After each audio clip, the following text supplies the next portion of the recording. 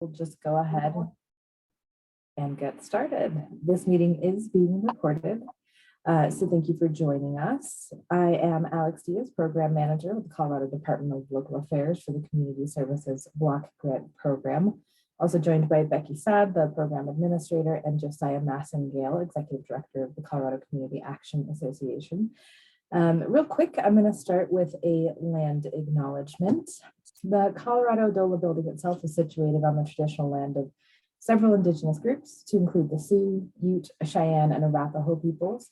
Additionally, our reach extends throughout the state, covering the traditional land of various indigenous groups and cultures who have stewarded this land throughout generations and continue to do so today. We acknowledge and express deep respect and gratitude to these people and are committed to continually working to create a lasting, non-extractive, and supportive relationship with Native people throughout the state of Colorado. As I mentioned, this is going to be recorded. Please feel free to unmute yourself at any time if you have questions or comments, and otherwise you can keep yourself muted. You can also put any questions into the chat, and if we can address them as we're going throughout the presentation, we'll try to do so. Otherwise, we'll go ahead and try to address any questions at the end of the call. So to get started, this presentation will be sent out at the end of, once everything is posted to our website. And we will also post the call to our website as well, so that you can reference it in the future, and anyone who is unable to attend today can reference it. And we will also send out these slides that are full of fantastic resources right from the jump here on page 1. We've got the NASCAST annual report instruction manual, which is handy for folks who are completing the report. Josiah is going to pull it up there. So that's a fantastic resource. If you don't even know where to start, definitely take a look at that NASCAST resource. Lots of good things about how to submit, some tools, templates, and things like that. We also have attached to this an Excel spreadsheets that are for reference only. Those are not going to be anything that we require you to submit, but they are for your reference. Some folks have found it useful for gathering data, whether it's from your subs or even just for your own. Before you enter into the THO systems, these spreadsheets can be a really helpful resource. And I will make a little note that sometimes when you open it, it'll be in protected status. So be sure that you enable editing if you're having any difficulty actually seeing or accessing these spreadsheets, because a couple of people have encountered difficulties with that. Another resource that we have is the module 2 and 4 checklist from NASCAST. And this is primarily a resource that we use at the state office and the state association in order to review your submissions, but it can be helpful for folks who are completing it to know what we will be looking for. So if you want to take a look at that and see kind of the rubric or the guidelines that we're using to review these submissions, that's a helpful resource as well. And then finally, we have a resource for unduplicated counts, which we will talk about extensively throughout this report. And it really helps you understand what unduplicated counts are, how we use them, etc. So we will go into more depth with this, but of course, so we have previously done general subrecipient training similar to this, but specifically for subs. And we found that it was really most effective if we cater to specific instances, specific subs, eligible entities. So if you would like some additional training and technical assistance about either how to report or how to gather data, or if your subrecipients would like that as well, please do reach out to us. We are happy to provide additional training and technical assistance beyond these general trainings. So if you have specific needs or you really want to go in depth, new staff, any other reason, reach out, and we're happy to book a call with anybody who needs more assistance. Jumping right into it. This year, the annual report is due February 15th, 2023. So we have a little over a month and a half.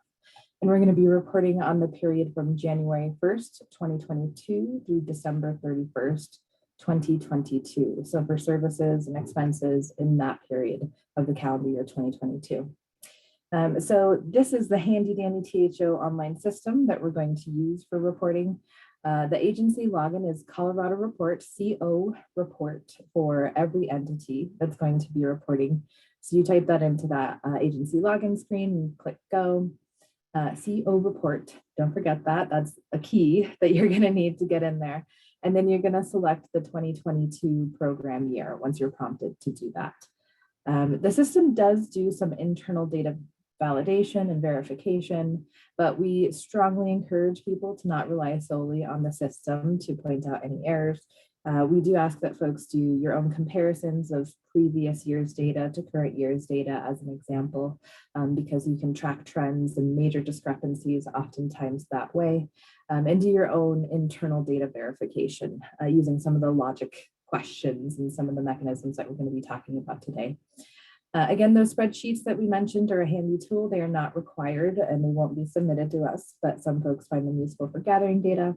And we do have a training on the THO system from last year that is posted to the CSBG grantee resources page. It's also linked in this presentation. So if you do want specifics on how to navigate this THO system, that can be found on our website.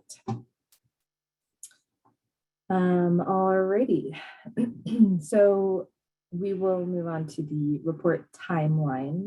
Wait, no, sorry, I forgot. It's very important to note that this is all activities outlined in your 2021-2023 Community Action Plan, year 2 specifically, since 2022 is the second year of that 3-year cycle. And the targets from 2022 can be found in your activities and projections spreadsheets that the CCAA so kindly does with everybody every year. So that should be a really handy tool that you're going to want to pull up. If you have any difficulty accessing that, let us know. But those numbers are going to play a big role in the reporting that you do here. So be sure that you have those. Anything else to add on that before I move on to say? No. Fantastic. Okay, moving on to the timeline. So once everybody has submitted timely on February 14th or 15th, whatever the deadline is, 15th, we will go ahead and do our pre-review, DOLA and the CCAA, and we will try to turn around any questions as quickly as possible.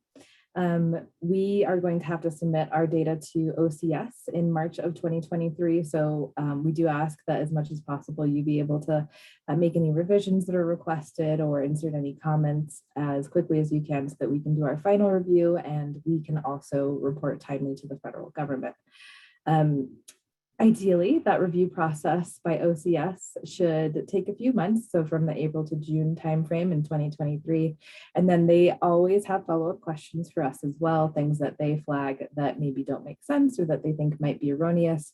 So we will have probably a second round of cleanup items or questions or needed comments that we will submit to you. Again, as timely as possible to get those back to us, we appreciate it. We know it's a lot of work and very much appreciate everyone being on top of it so that we can maintain our fantastic status in the state of Colorado as getting things in pretty quickly and pretty effectively as well. A lot of the comments that we get will be around significant variance or targeting success rates. We don't necessarily know how those things are defined as significant variance. It could be small for smaller programs, it could be a fairly small number, and then for bigger ones, it'll be a bigger number. But we ask that eligible entities consider what is significant variance for yourself and make notes accordingly. A lot of times with the targeting and things, it'll ask you to enter a comment if you're outside of a certain range. So just proactively commenting there if there is significant variance or targets weren't necessarily accomplished as considered, and also looking at previous variance notes that we've submitted in the past. Some of the questions and comments that we've submitted previously will probably apply again for some folks. So feel free to proactively take a look at what we've had to sort of clean up and revise in the past, and that might help make sure that our first submissions are as sort of clean as possible. And we will submit again in March, and then we'll get cleanup hopefully by June. And historically, oftentimes by the summer, we've had some aggregated data to give folks. COVID, of course, has slowed down the timeline on a lot of these things. So realistically, it may be a little bit of a longer timeline to have those numbers out. But once we do have aggregates, folks are welcome to use those in any way that you need to for your programs or for your reporting, knowing that there is still finalization that is occurring, but those first numbers can be used once we get them back. All righty, handing it over to Josiah. Thanks, Alex. Hello, everyone. Appreciate you all being here this afternoon. A couple of big reminders for the annual report and how you all should approach the data that you're going to be reporting on. Different entities will report their CSBG data in different ways. Public eligible entities such as county government departments and council of governments report data that is directly connected to the CSBG supported activities. This also goes for CSBG subrecipients that receive CSBG funds as a subaward from an eligible entity. Only data that is directly connected to the CSBG supported activities should be reported by the CSBG subrecipients. Nonprofit eligible entities known as community action agencies. In Colorado, this is Colorado East Community Action Agency, Housing Solutions for the Southwest, La Puente Housing, and Moffat County United Way, and the Mountain Family Center. You all report all of your agency data in the annual report, including data for activities that are not directly supported by CSBG funds.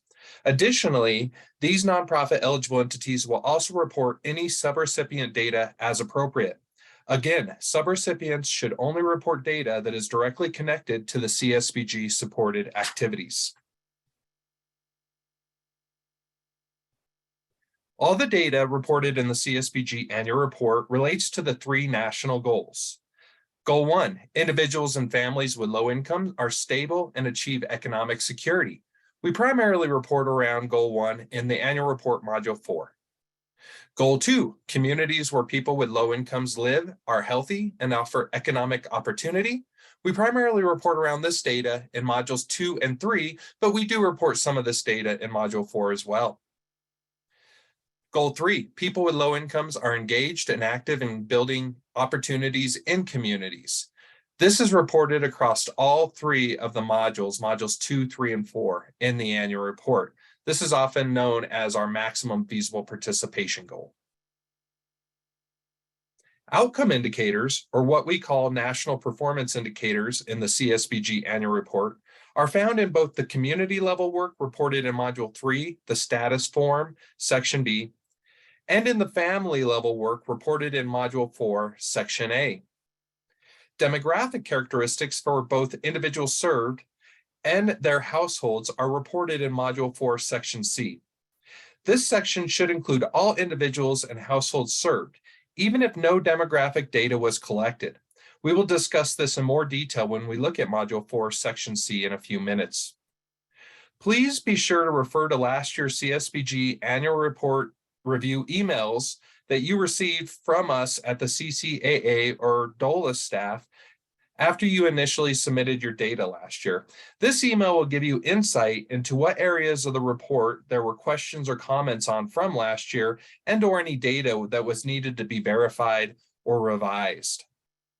The report will require comments for significant variance or when numbers served and outcomes obtained differ greatly from last year's data.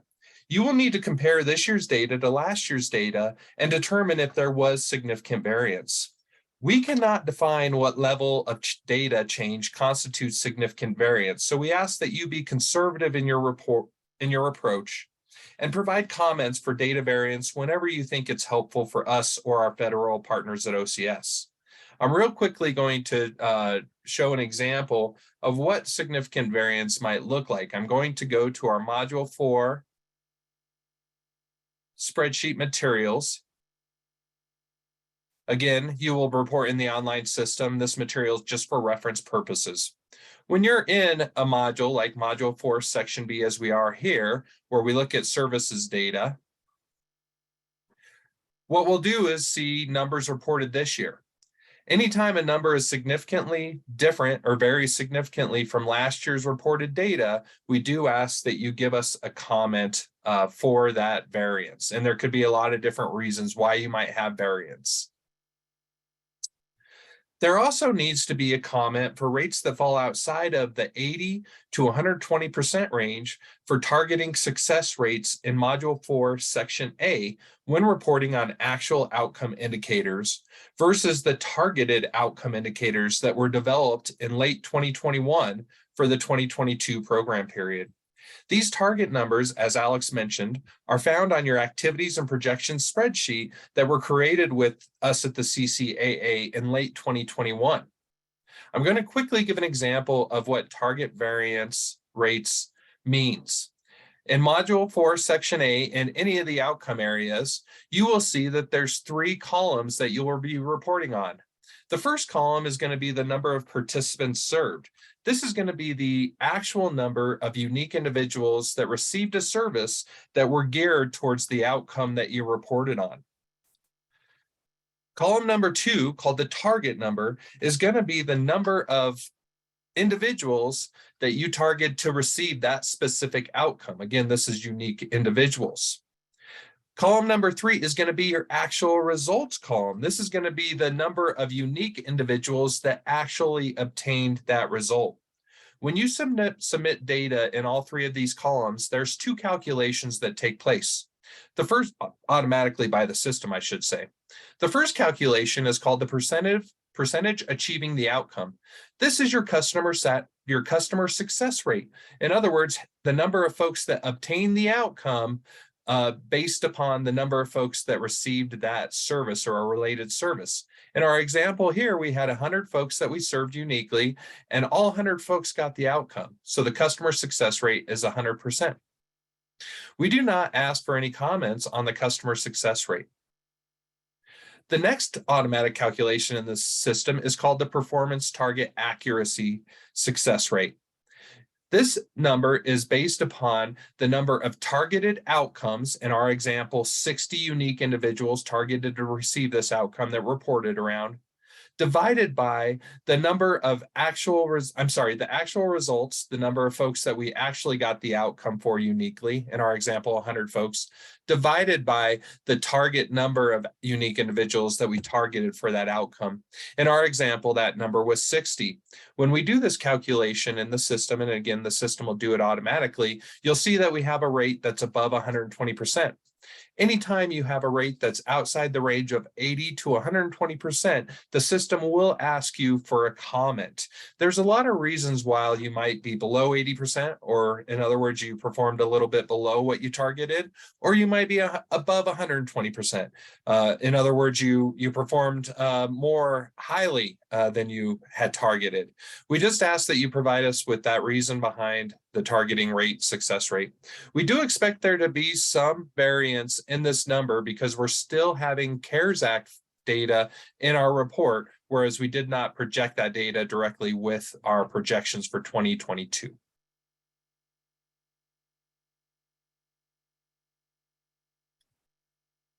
Moving on, we want to talk a little bit about the CARES Act report. This is the last year that you will be directly reporting on CARES Act data for the annual report. There's going to be a couple of different things that we're going to be reporting on. Remember, you are to include any CSBG CARES Act data that occurred in the program year 2022 in the CSBG annual report with your regular data. Additionally, you are required to report CSBG CARES Act data for 2022 in the CARES Act report module as well. I'm going to bring up these 2 modules real quick. So you'll notice when you log in to the online system, it'll bring you to a dashboard. And in that dashboard, you'll have a couple of different options. You'll have the annual report option. This is for your regular CSBG annual report data. So when you're ready to report on that data, you'll be going into this menu option here. Another option you have is the CARES report data. So when you go to report on program year 2022 CARES Act report data specifically, you'll be sure to select this menu option in the online system. You'll notice that when we have, when you go into the CARES Act report, there's only a few modules that you can report around. And remember, this is CARES Act data specifically for the 2022 program period. The first area that you'll be asked to report on is Module 2, Section A. This is the actual CSBG expenditures, CARES Act expenditures during the program year, broken out over the major federal objectives. So this is where you're going to report how the CARES Act funds were actually spent during the program year 2022. Next, we'll have Module 2, Section C. It's really important to note that Module 2, Section C, Item C2, the amount of the CSBG allocation, is actually going to be the carry forward amount of CARES Act funds from program year 21 to program year 22.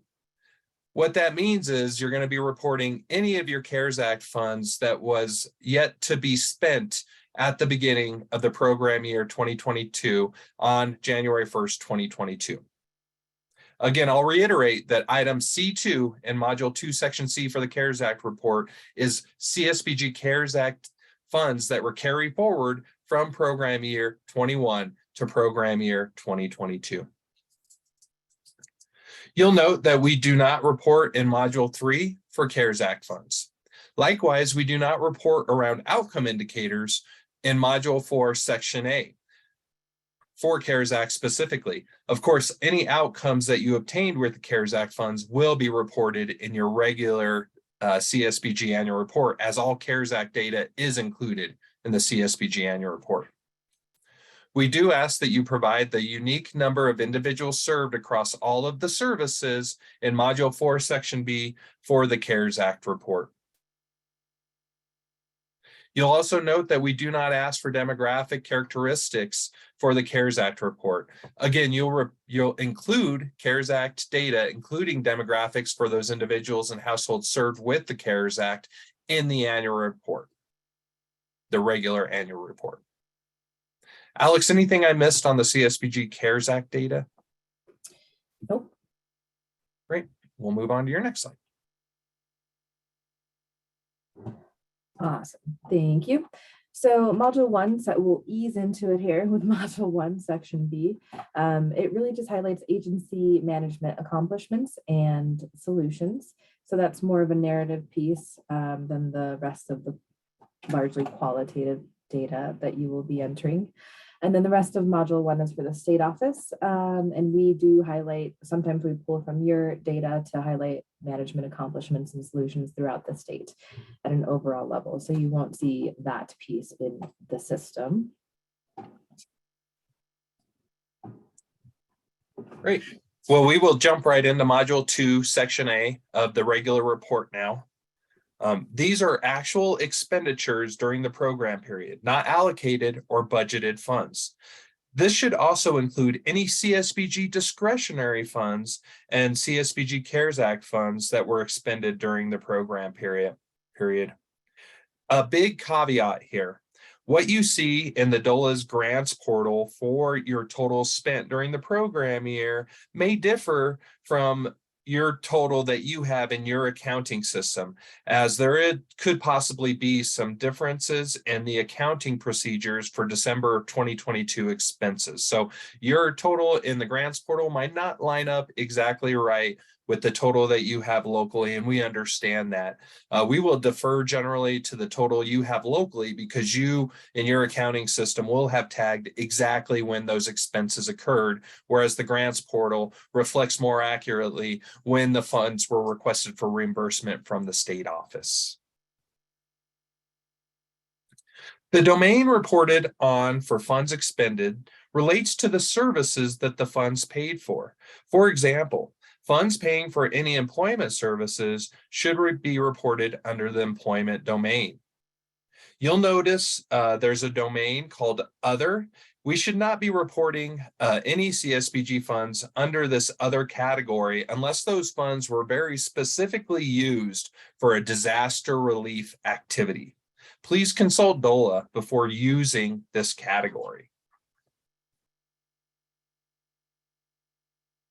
So real quickly, I'm going to bring up our reference material. Again, this is the Module 2, Section A reference material. This mirrors what it looks like in the system. And you'll notice that we have our table that has information on what domains you spent those funds on directly. We have item A3, which we will talk about here in a moment. And then we have table A4, which allows you to report any agency capacity building funds that you reported in the table above to tell us what those funds, what type of capacity building activities those funds supported. We'll go back to our slide. Let's talk a little bit more in depth about a couple of these categories. Services supporting multiple domains are really services that drive towards outcomes in a variety of domains, such as case management, transportation, childcare, and more. These are all categorized under the services supporting multiple domains category.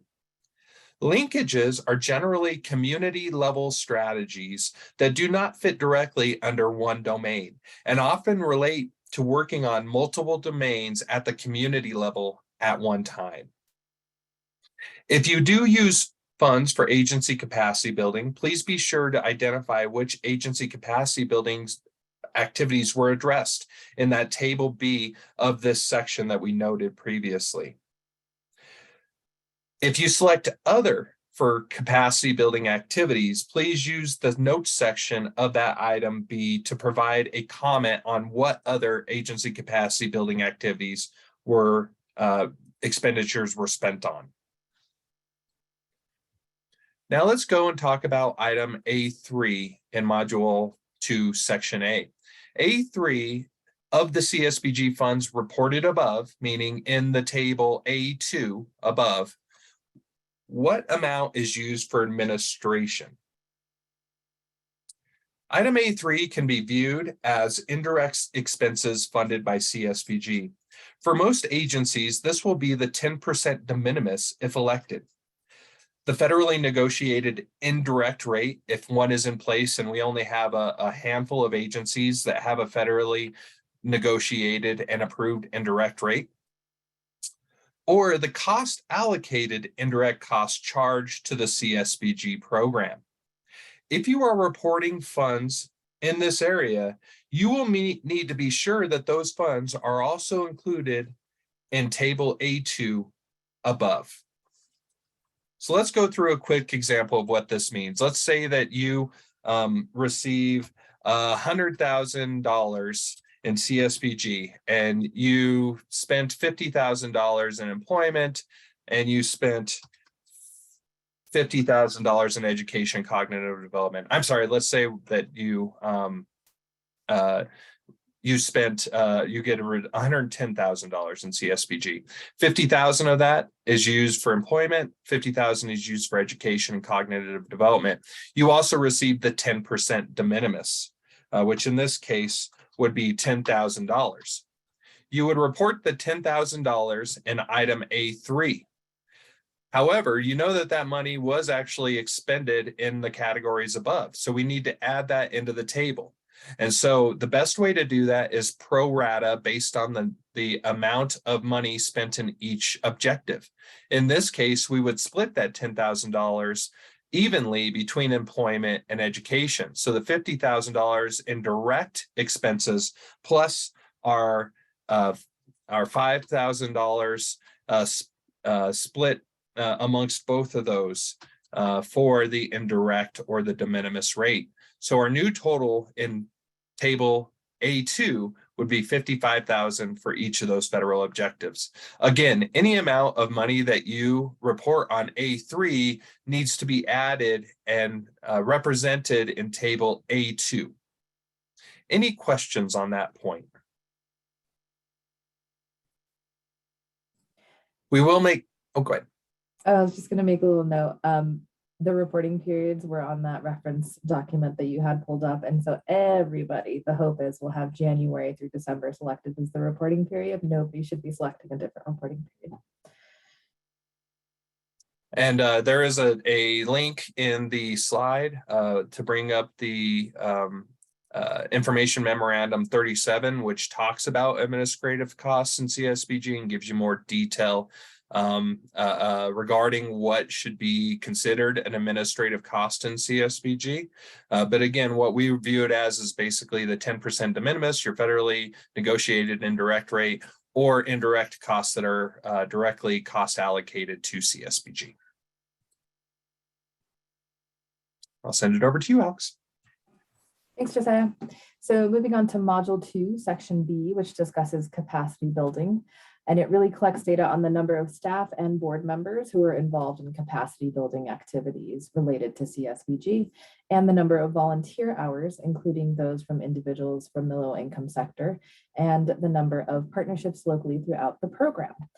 So we're going to get pretty specific about some of the things that we go into here. So just remember, this will all be, recorded for your future reference. It is important to note that nonprofit community action agencies will report everything in the agency as far as volunteer hours go. And public agencies and council of governments and subs will only report if it's directly related to CSBG activities. So again, that little distinction based on the type of eligible entity that you are. So in Module 2, Section B, you oftentimes will see in some areas previous year totals in THO system for many fields. So that can be a handy helper from year to year for comparing data. And capacity building by the board and staff is reportable in these numbers. So we want to and the advisory committee. So we want to make sure that everybody should have some volunteer hours to report, given that the board is meeting and the advisory committee, if that is what you have, as well as any training and technical assistance that is relevant to CSBG programs and activities. So looking at B3A, we should see something from the low income representative or representatives on the tripartite board or advisory committee if they identify as a person with low income. And then check with us before reporting on Roma trainer hours, because with the exception of CCA and DOLA, there are not that many trainers in our network. So if you're thinking about reporting in one of those 3 fields there, check with us first, unless you're in Douglas County, because it might not be relevant to your entity. Looking at B5, in the THO system, B5 actually has an area for entering agency information based on your subrecipients or other agencies that you work with. And you do not have to complete that section where it has you enter the name and the information on some of the other entities that you work with. So feel free to save yourself the time of not going into the THO system and entering all of your subrecipient data if you haven't already, because that part is not strictly necessary. We just need the aggregated data to be reported in the appropriate fields.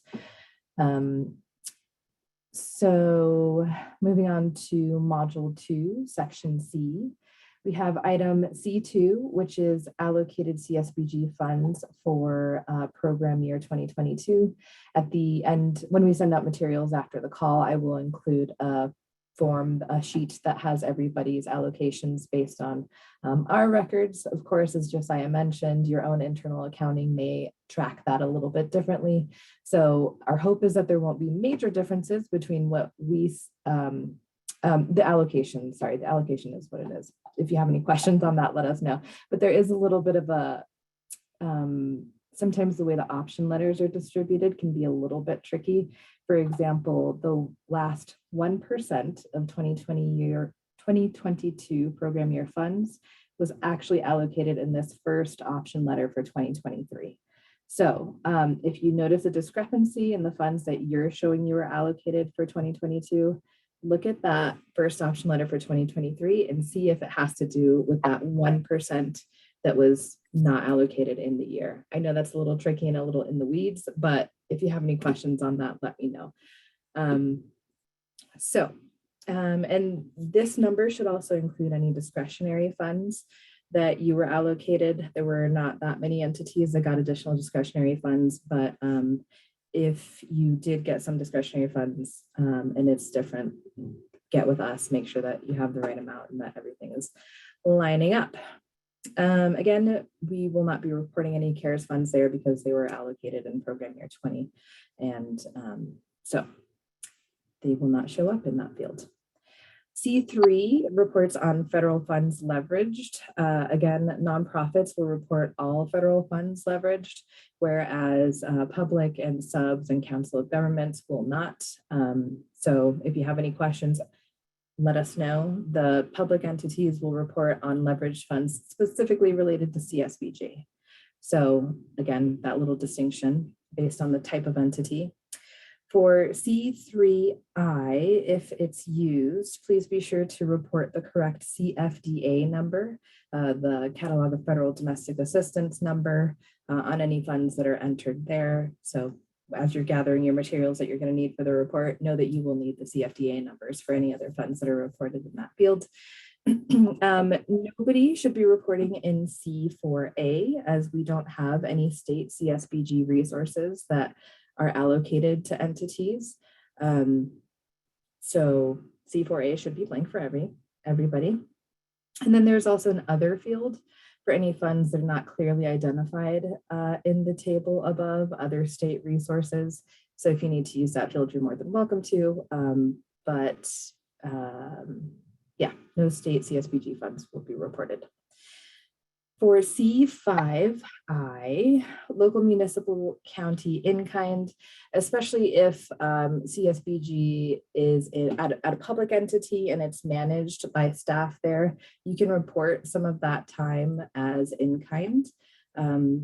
So that's something for public entities to keep in mind. You can report staff salary as leveraged funds and it won't necessarily show up anywhere else. So that is one potential use of those fields. And for a private nonprofit, some other examples of leverage funds might be payments by clients and other things like that.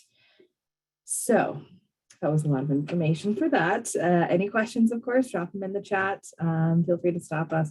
And again, this is just highlighting that section B5, I believe, in module 2 that you do not have to complete, even if you have subs. It's just, if it's helpful for you, feel free to complete it, but also feel free to save your time if you would rather not.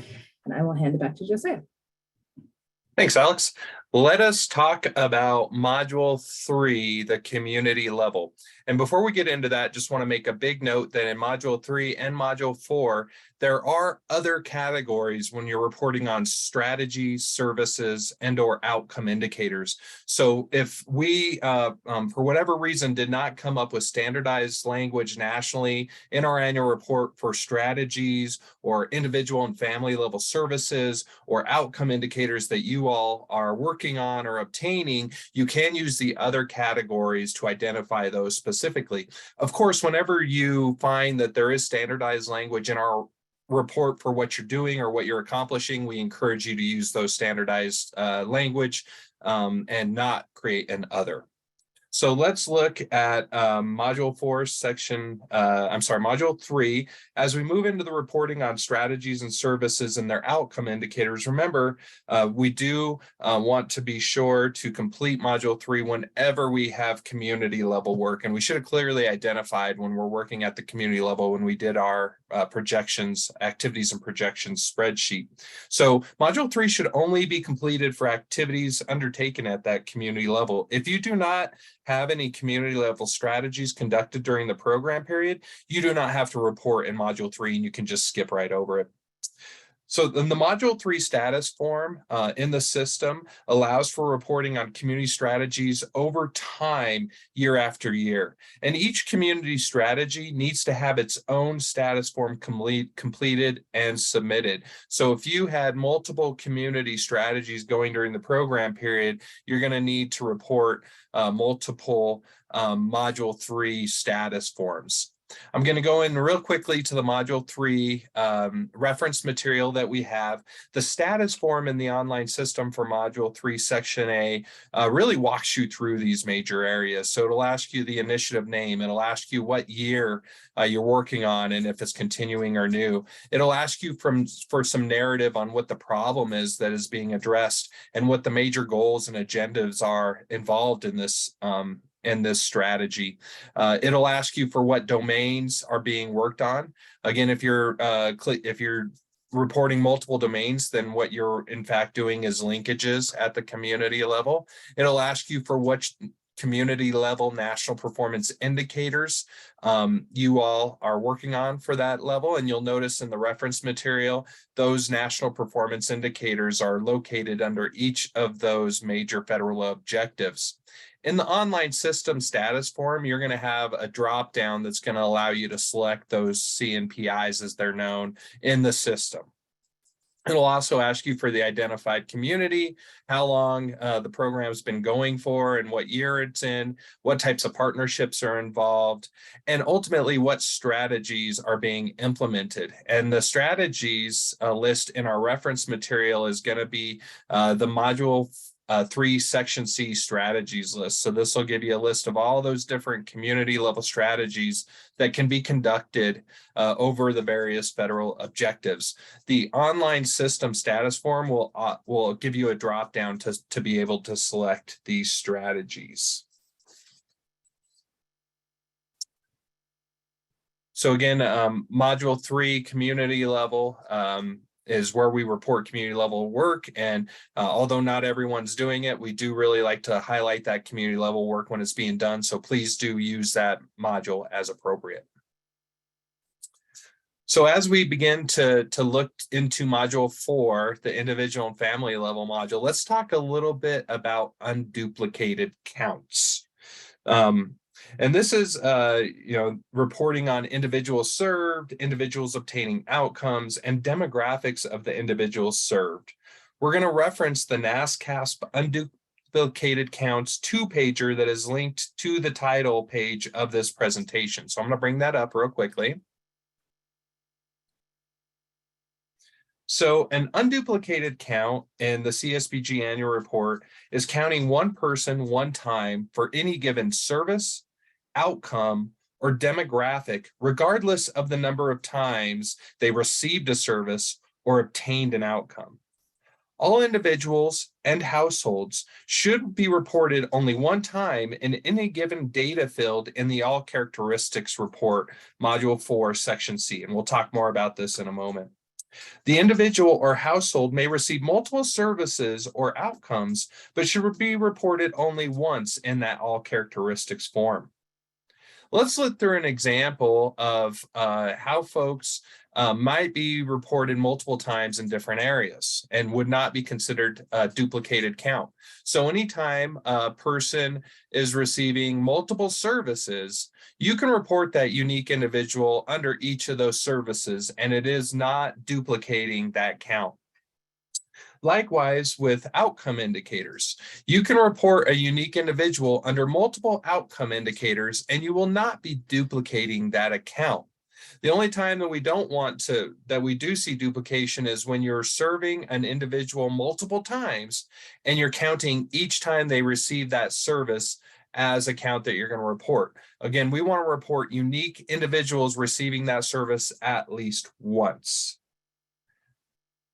Additionally, we have our outcome indicators. And so let's look at FNPI 7A at the bottom of this 2-pager. This is outcomes achieved across one or more domains. This is an account of the total number of individuals who were served unduplicatedly and account of the total number of individuals who obtained at least one outcome. This is different than adding up all of the service and the national performance indicator or outcome indicators numbers, which would show the total number of services provided instead of the total number of individuals served, and would also show the total number of outcomes achieved rather than the total number of individuals who obtained the outcomes. So in our example here, you'll notice that we might have an individual that received multiple outcomes. For instance, they got a job, they obtained a degree or certificate, and they maintained safe and affordable housing. You can report that individual under all 3 of those outcomes uniquely.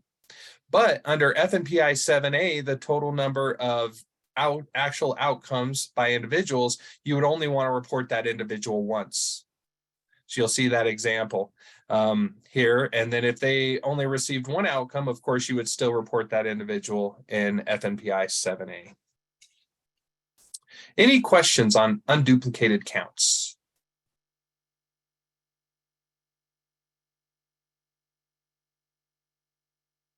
Great. We'll move on to Module 4, Section A. Easy peasy, right? Okay, pressing on.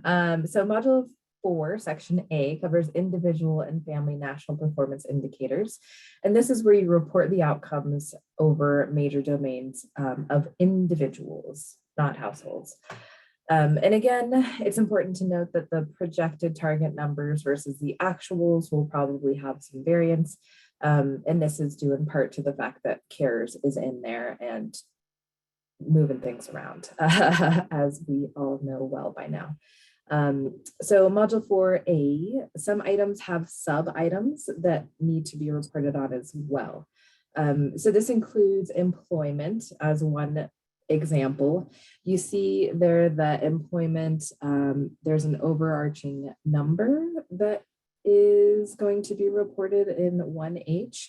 And then that number needs to also encompass 1H.1, 1H.2, and 1H.3, because those are subsets of 1H. So if you have something in field 1H, you should also have something in .1, .2, .3, because it kind of rolls up into that number.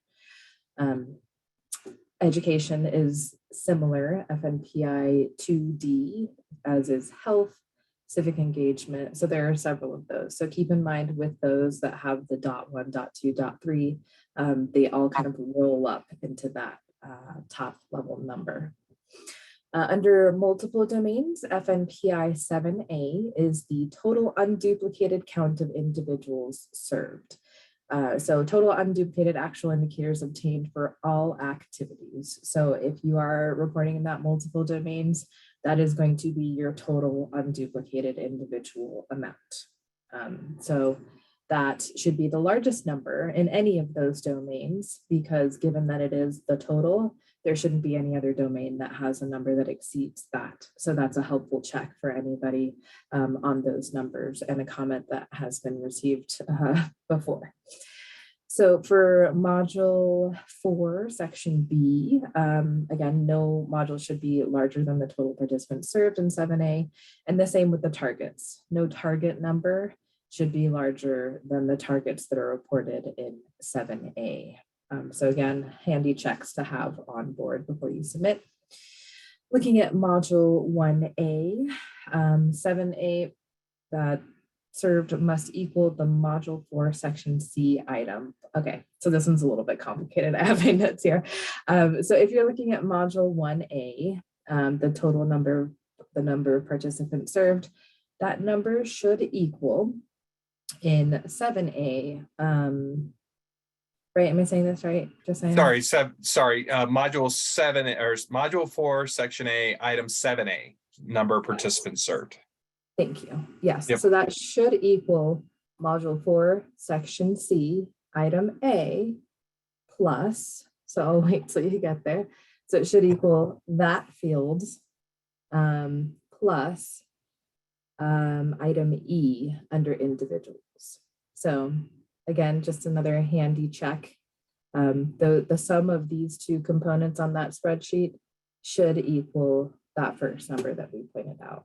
So again, this is all that we're doing with the data, is cross-referencing and doing logic checks to make sure that one number that we're reporting elsewhere matches and is logical with some of the other numbers that we're reporting. So that one is pretty specific. I might try to type that one out and have like a handy dandy cheat sheet or something that we put out with some of those checks. Next, we look at module 4A, section A, where we report outcome indicators without national language for an area. So just I touched on that a little bit. As much as possible, we want to use the standardized language. But that if there is an outcome indicator that doesn't have language already, then you can use this area. A common one that we see is utilities payments, individuals avoiding utility shutoff in the housing domain is a common one there. Alrighty, moving on to the next. Oh wait, no, let's just touch on the bottom part of, yeah, okay. Again, major variance is to be expected. Okay, so we're good. Module 4, section B contains common services provided to obtain outcomes over the major domains. So you report the unduplicated individuals, again, receiving the service, not the units of service. So for example, the number of participants who received rent payments over the course of the year, not the total number of rent payments that were distributed throughout the year. For services supporting multiple domains, which include case management, transportation, and other services, again, that total number of individuals in any area should not exceed the total number of individuals who are reported as being served in 7A. I think that's it for that one. Again, questions, pop them into the chat. There's a lot of content, and I will hand it back over to Josiah. Thanks, Alex. So let's move into Module 4, Section C, known as the All Characteristics Report, is where we report our demographic data for the individuals and the households served during the program period. Even if you serve individuals exclusively, you should be tracking and reporting on at least some household demographic data for those individuals and their households, and we'll talk about what those are. Module 4, Section C is generally data that is collected at the time of intake or at the time of that annual income recertification. So generally it's characteristics that you're tracking when you're doing intake or recertifying their annual income. Intake forms should include at least some of the individual and household characteristics found on this report. This report asks for a count of total number of individuals and households about one or more characteristic was obtained, but also allows you to report the number of individuals or households that were served for which no characteristics were obtained. And we do see this from time to time. An example might be a food pantry service that collects the number of individuals and has some household data for those folks, but don't have any demographic data either at the individuals or household. So you can report those numbers in items E and F. You'll see that each of the individual characteristics and the household characteristics have an unknown not reported count, and this will allow you to true up what you're reporting in that characteristic with the number of folks served overall or the number of households served overall.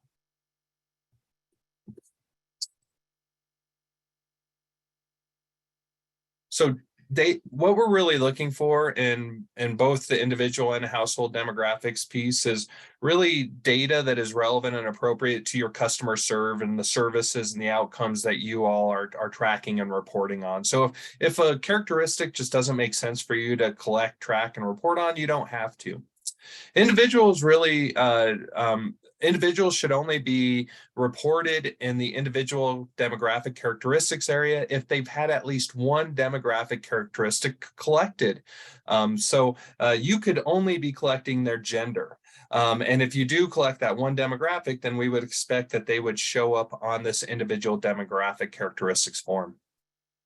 Data from this section is used to verify data in other sections of the report, as Alex has already outlined. For example, older adults maintaining independent living situations, as reported in Module 4, Section A, the number of older adults that obtain that outcome cannot exceed the number of individuals reported in the age category of being 65 years or older in Module 4, Section C here. So again, we're going to be cross-referencing data from other parts of the report, and oftentimes we'll cross-reference it with this Module 4, Section C. You'll notice that the individual characteristics have some non-demographic areas such as disconnected youth, health insurance sources, military status, and work status. So real quickly, I'm going to bring up Module 4, Section C. We're just going to talk through the major demographic areas that on the individual side. Again, we talked about item A being the total number of individuals that were served unduplicated, that at least one demographic was collected on. A reminder that for those individuals that you know you served uniquely, but you didn't collect any demographic data on, you'll report those folks under item E. And we're going to add up item E and item A, and that should total that participant served number in item 7A of Module 4, Section A, the total number of participants served with CSBG. So there's one big cross-reference there. You'll notice in each of these areas, again, we have the unknown not reported. We should see this number basically used to make it that the total calculation under each of these individual demographic characteristics equals item A above. So if we said we served 100 folks uniquely, and we have 40 reported under male, 40 reported under female, 5 reported under other, we will expect to see 15 reported as unknown, not reported, so that this subcategory or subcharacteristic adds up to the total number of folks that is being reported as served above. You'll note race and ethnicity are separate, so we do expect to see separate counts on ethnicity as well as race. And then there's some unique things such as counting up the various health insurance sources that our individuals might have here. And of course, the number of health insurance sources may not equal the number of individuals that have health insurance, because some individuals may have multiple sources of health insurance. So I'm going to real quickly go back to our slideshow here, and we're now going to move on to the household side of Module 4, Section C, all characteristics. This is really looking at some things around the household level, and we should at least be reporting on 2 items in this area. The household type, or household size, I'm sorry, under item 9, and the level of housing income. I'm sorry, household housing size, item 9, and level of household income in item 12, because we have to document the income qualification by household. So we should be collecting household sizes and income for each household served in most cases. One note that I want to make when we look at the household demographics area, mostly pretty straightforward, but we do have items 13, 14, and 15, which can be complicated. Item 13 asks, what are the sources of income for the households served? And you'll note when you look at this area that households could be getting employment-only income, or no income, or they could be getting other income only, or non-cash benefits only. And so you'll be reporting the sources of household income, and then we're going to cross-verify that with the other income sources reported in 14 and the non-cash benefits sources reported in 15. If we see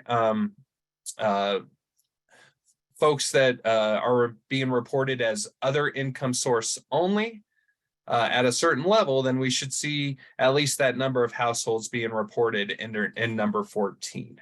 So we do, again, do cross-referencing between items 13, 14, and 15 under this household demographic piece. And then again, a note that at the bottom of Module 4, Section C, item E, you can include the number of individuals that were served that you did not collect any demographic characteristics on. And item F is going to be the number of households that you served uniquely that you did not collect any demographic data on. And that is Module 4, Section C. Any questions or comments on that specifically?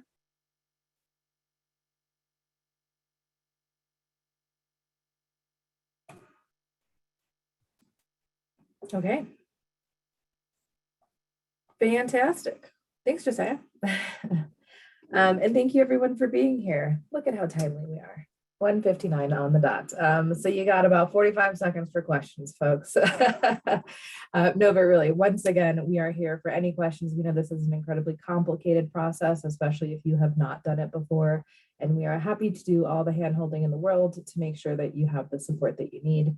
Again, we will send out these resources as soon as possible. The call should be posted within the next business day or so. I will be quiet for just a couple seconds. Oh, regarding section E and F, don't we need at least the household size and income to ensure CSBG eligibility?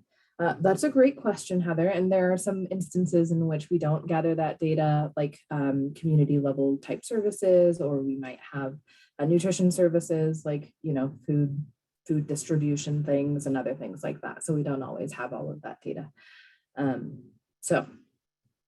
Okay. Very, very rare when we wouldn't have that data, but there are some circumstances. Sure. For subgrantees, are they issued their own THO login system? No. It is on the eligible entity to compile and aggregate that data in order to report it in the THO system. So That's one of the reasons we recommended sometimes that those reference spreadsheets could be helpful for those of you that have subrecipients, because you can use those spreadsheets for them to give you the data, and then you can automatically aggregate it and then manually enter it into the online system. It's sometimes a good way to organize all that sub data. yeah, absolutely. Okay, thank you, everybody. Good luck out there in those spreadsheets. Let us know what questions you have, and we will talk to you all soon. Bye-bye.